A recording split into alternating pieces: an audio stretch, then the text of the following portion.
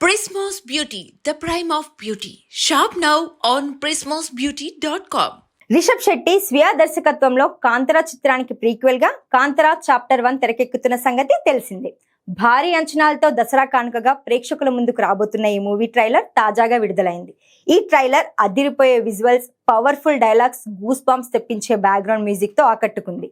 ముఖ్యంగా రిషబ్ శెట్టి తన పాత్రలో అద్భుతంగా ఒదిగిపోయారు. తాజాగా బెంగళూరులో జరిగిన ఒక ప్రెస్ మీట్ లో రిషబ్ శెట్టి మాట్లాడుతూ కాంతారా చాప్టర్ 1 షూటింగ్ సమయంలో తాను చనిపోయేంత ప్రమాదం జరిగిందని, ఆ దేవుడే తనను కాపాడాడని అన్నారు.